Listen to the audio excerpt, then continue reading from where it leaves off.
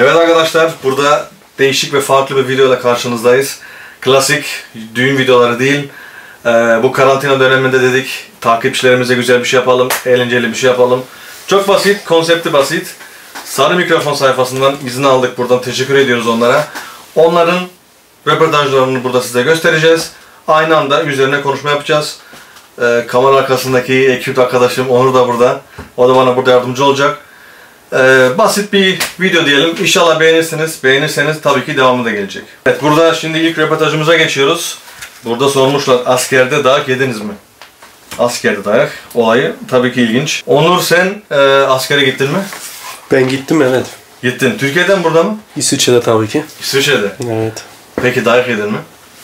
Yedim. Yedin. Evet. Bu biraz da onun kendisi canlı burada anlatacak. Demek dayak yemiş. Geçelim röportaja bakalım. Tabii anlatırım. Sene 1981 ben askerdim. O zaman tabur komutanımız vekaleten belediye başkanlığı yapıyordu. Ben de çarşıya çıkmıştım. Alkol almıştım. O esnada benim tabur komutanının şoförü benim arkadaşım. Adanalıydı kendisi. Psikopat ruhlu kendisi. Tertip dedi, alaya mı çıkıyorsun dedi. Evet dedim. Bin arabaya dedi. Tabur komutanın forsunu... Burada adamın konuşması hoşuma gidiyor. Çünkü dayı reyleri söyleyemiyor. Tabur komutanım gidiyordu. O çok hoşuma gitti yani. Aslında açık bırakmış. Ben arkaya bindirdi. Arkaya biniyor, arkaya. Ondan sonra bindirdi.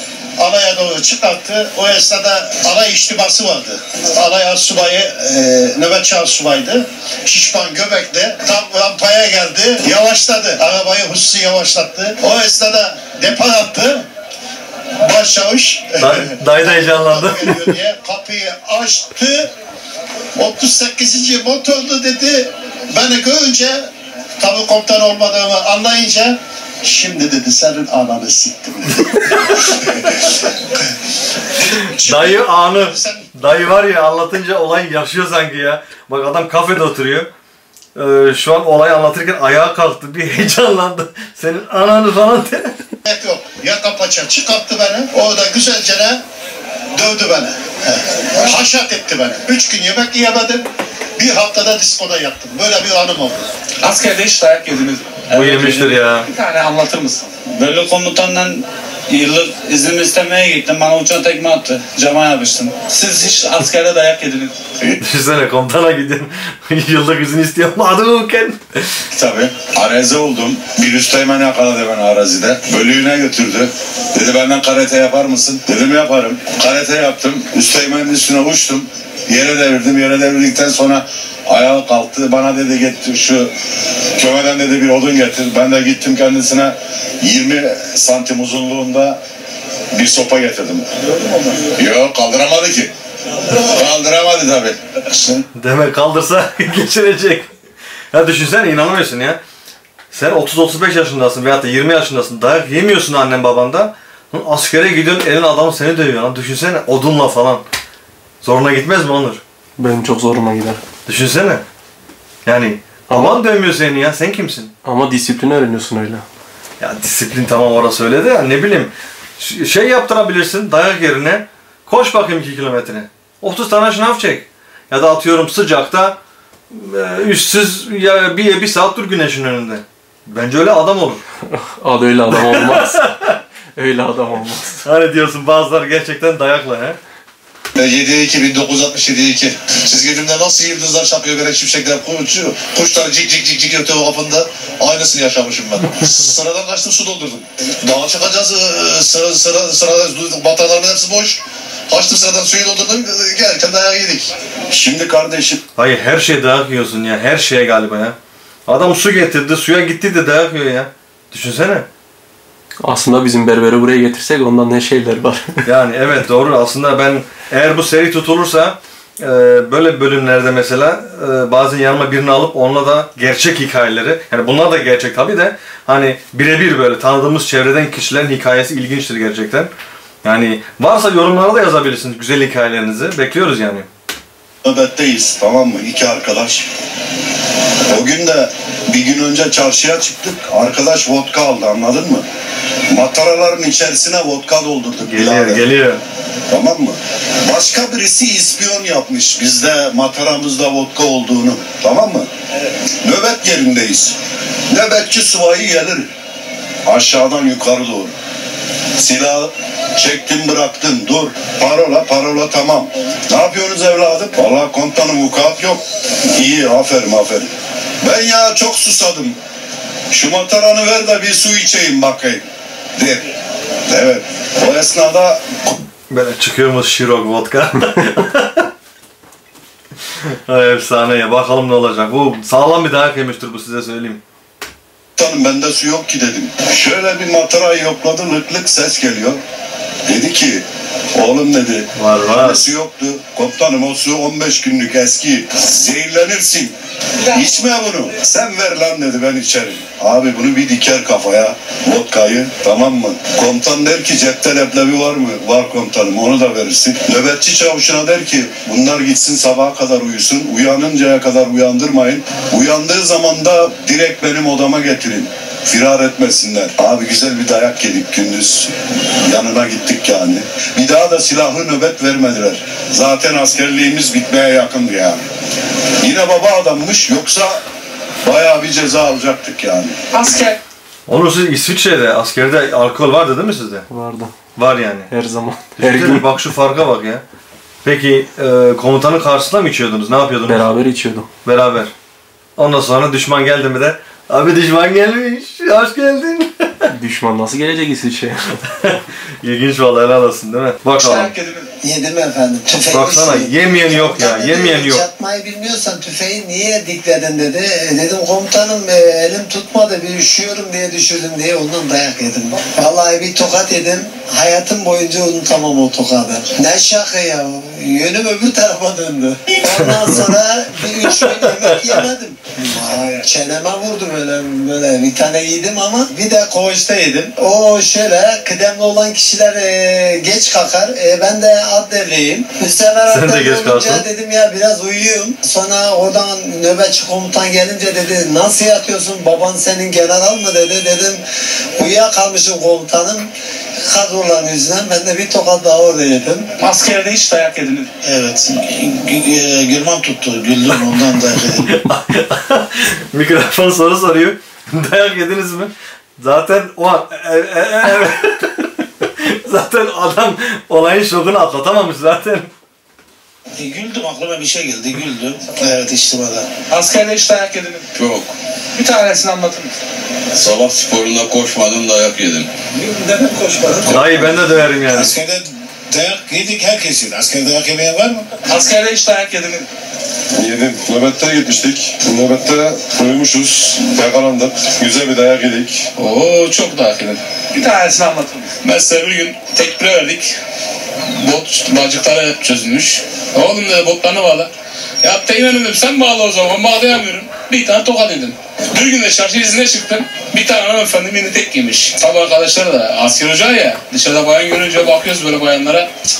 Lan dedik bu bayan nasıl bir bayan? İşte şarap gibi bayandır filan. Çok hoş bir bayan. Osman geldi bir tane koydu bize ama nasıl koyma. 1.80 yerdeyiz 2 kişi. Meğerse bu da eşiymiş. Oo. 12 aylık askerdim. Büyük olay. Buradan gittiğimde üzgündüm. Bu Arkadaşlar Killa Hakan değil mi ya? Bu ne böyle? Killa Hakan tarzında bir güzel bir abimiz. dedi ki bir alem yapalım. İçki sofrası falan dizdik. Burada komutana yakalandık. Yakalanınca şimdi herkesin ismini okursak gruba giriyor biliyor musun? Diyor ki çete misiniz siz? Biz ne yaptık? Bir kişi üstlendi, o da ben. Günah keçisi ben seçildim. Güzel bir dayak yedim. Yaklaşık 12-13 gün böyle yemek yemedim. Dudaklarım falan patlamıştı. Öyle bir anım var yani. Abi çok ilginç hikayeler var ya. Onu istiyorsan gel seni yanıma bir alalım. Bakalım senin hikayeni biraz da buradan dinleyelim. Şimdi Türkiye'dekilerini dinledik, bir de seninkini dinleyelim. Evet olur, anlat bakayım senin bu askerlik hikayelerini. Dayak olayı. Dayak yediğim olay, geçen enişteme de anlattım. El bombası atıyorduk. Yani yeni öğrenmiştik. El bombası atıyorduk. Ben de çok meraklıydım. Nasıl patlıyor acaba? Nasıl gözüküyor patlarken falan filan. El bombası attık. Ben de atarken tabii yukarıda kaldım. İzleyecektim. Sonra arkadan ayakla bir tane tekme Tekme yedi mi? belime acayip ağrıdı. Öyle bir dayak yemiştim. Peki o dayağı yiyince, kalkınca demiyor musun? Ne yapıyorsun ya falan? Bu videoda küfür edebilir miyiz? Biz bipleriz orayı, sen et. O zaman dayak yedikten sonra komutanıma dedim ki ne yapıyorsun dedim. Senin yani Almanca, Türkçesini söylüyorum şu an ama Almancası böyle demek. Sen koyayım ne yapıyorsun, niye izliyorsun orayı? Ben dedim merak ettim, o dedi senin merakını. Kafanda patlayacak inşallah.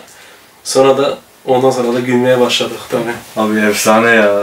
Düşünsene, ben bilmiyorum, hiç askere gitmedim ben çünkü biz raporluyduk. Güzel bir raporumuz vardı, o yüzden dayak mayak olmadı bende. Sarı Mikrofon sayfamızda. Bu arada tekrar Sarı Mikrofon'a teşekkür ediyoruz. İzin verdikleri için, bu sayfayı ve videoları kullanabilmemiz için. Ne diyorsun, neye bakalım şimdi? Son bir de bunu beraber bakalım seninle. Erkek memesi ne işe yarar diye sormuşlar. Düşünsene. Nasıl bir şey? Erkek memesi yani. Düşünsene. Baktığın zaman ne erotik oluyorsun, ne şey oluyorsun. Meme işte. Çözemedim onu. Bir bakalım. 1 dakika 25 saniye süren bir şeymiş zaten. Bakalım neymiş, onun üzerine konuşuruz. Erkeklerin memesi ne işe yarar?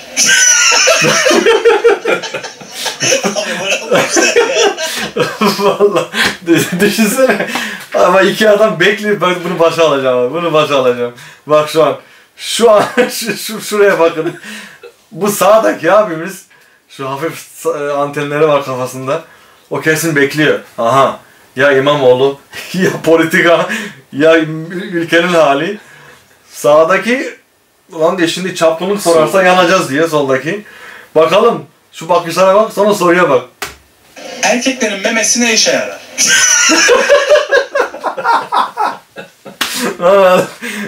Efsane ya. Acaba bunun devamı geldi mi? Abi bırak bu işler ya. Erkek memesi ne işe yarar? Aksesuar. Aksesuar. Evet. Erkeklerin memesi ne işe yarar? Geliyor, çatlat. Nesi? Ya tutmak için. Meme tutarlar. Düşünsene memeni tut. Ama ağrıyor bu arada böyle sıktığın zaman. Ya tutmak için. Erkeklerin memesi ne işe yarar? Çok güzel bir soru. Şu an söyleyemem bence. Bir işe yaramaz. Vaa, bildiği bir şey var mı? Şu an söyleyemiyorum. Acaba oraya bir krema mı, böyle Nutella mı dökmüş, krema mı dökmüş? Ablamızın bir şeysi var yani, bir tecrübesi. Abi şimdi burada bana böyle baktığın zaman bir cevap gelecek böyle. Hani böyle dertli, böyle politik bir cevap. Egzotik görünmelerini sağlar. Bence bir işe yaramaz. Yok. Evet. Bir erkek ne işe yarıyor ki? Bir erkek ne işe yarıyor ki? Oo, bu Laf. Bu ablamız belli dün gece aldatılmış veya da terk edilmiş. Bir işe ne yarar ki erken ya? Erkeklerdeki meme ucu ne işe yarar? Hiç duymadım. Neyi duymadı ya? Ama bu sefer Memeyi mi duymadın? Bu sefer meme ucu sordu. Meme ucu mu dedi bu sefer? Geriye alıyoruz. Ha. Erkeklerdeki meme ucu ne işe yarar? İşe yarar. Hiç duymadım. Vallahi ben de duymadım. Düşünmediniz mi yani ne işe yarayacak? Gerçekten düşünmedim. Erkeklerdeki meme ucu ne işe yarar? Hiçbir işe yaramaz. Bugüne kadar hiçbir işime yaramadı. O da doğru. Adam 40 yaşında eve gezin gitmişti röportajdan sonra. Aman Allah'ım, sen ne işe yarıyorsun lan? Zaten şu abinin bakışında her şey beklenir. Valla kestirip atmadıysa var ya şerefsiz. Bu konu hakkında çeşitli söylentiler vardır ama... Vay canım işe benim. yarar. Bunları aslında kadınlara sormak lazım ne işe yaradığını. Sarı Mikrofon. Türkiye'nin Evet arkadaşlar, umarım beğenmişsinizdir. Bugünlük böyle olsun. Beğenirseniz bunu like'larda ve yorumlarda belli edin ki ikinciyi çekelim. Bunun amacı koronadan dolayı evde kalanlar vatandaşlarımız için, arkadaşlarımız için ve Cem ve bizi takip edenler için yenilik yapalım dedik. Beğenirseniz devamı gelecek. düğünlerin yanına böyle bir şey yapabiliriz yani. Yeter ki siz eğlenin. Tekrar sağlıkla kalın, hoşça kalın, Cem ve bizle kalın.